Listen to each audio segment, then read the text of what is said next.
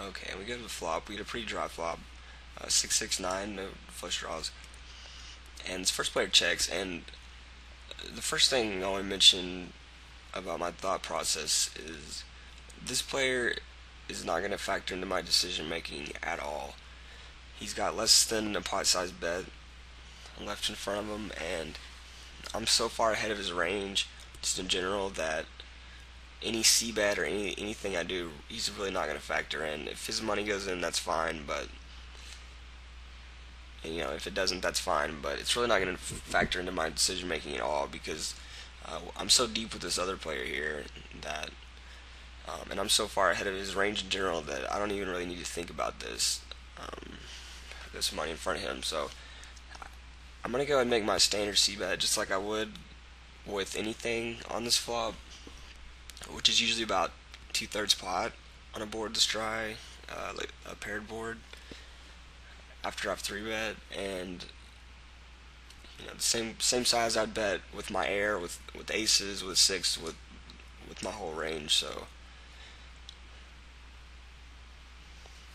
um,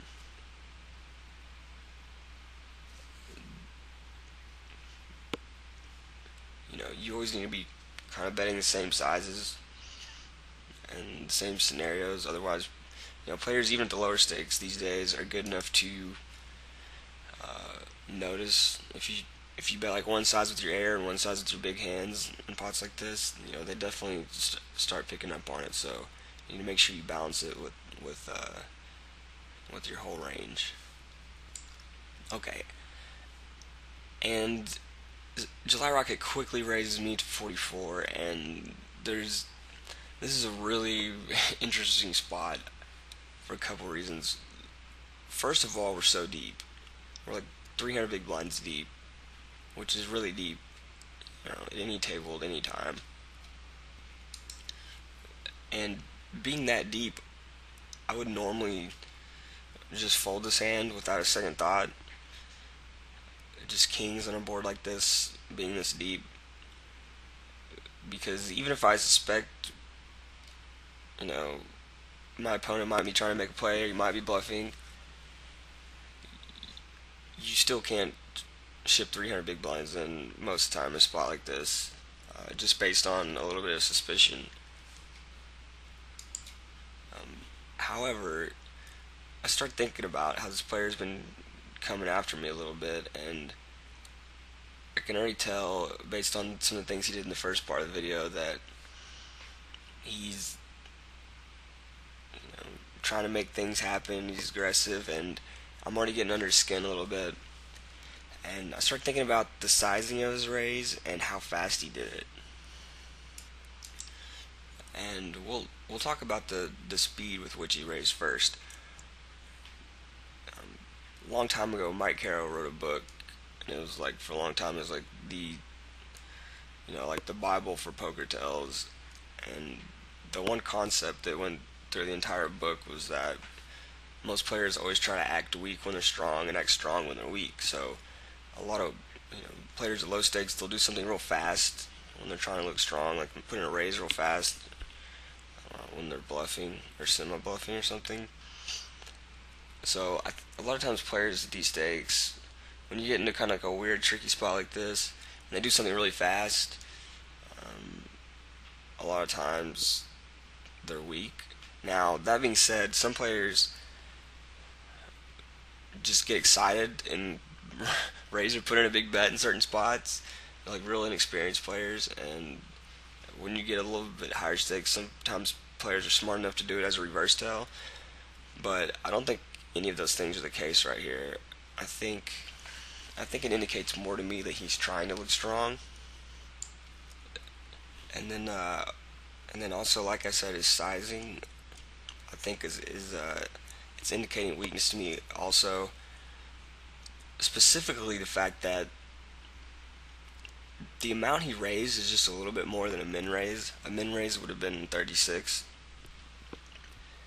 And secondly, he made it end in 4, which kind of makes a bigger pile of chips, and it kind of psychologically looks like more money, which a lot of players at lower stakes realize, and they try to use it when they're bluffing to try to look stronger, like it's more money. And we already saw in the first part of the series when he was trying to bluff me, he bet 21, which is kind of the same thing. It's kind of like a rougher odd number, and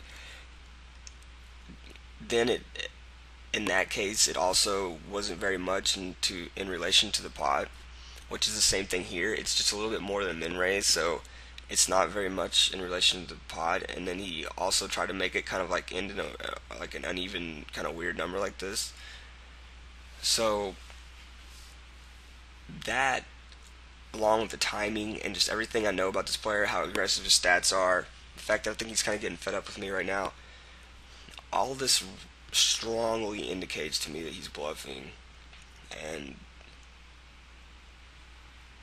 for me to continue with my hand, I would have to be very, very certain that an opponent was bluffing when we're 300 big blinds deep.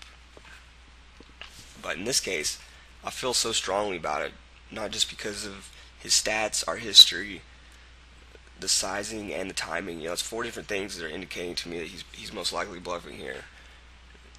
So I think altogether, it's more than enough evidence to go with my hand, even though we're 300 big blinds deep here. So I go ahead and ship it in, and this is the type of play that someone else saw without an explanation. It would look really crazy and stupid, but as you can see, I had really, really good sound reasoning, and I trusted my instincts, and I went with it. And sometimes you're gonna trust your instincts and go with it, and run into a big hand or be wrong and lose a big pot. But as you can see, my instincts were right on there, and I picked up a pretty big pot, making a play that was pretty risky by anyone's estimation. So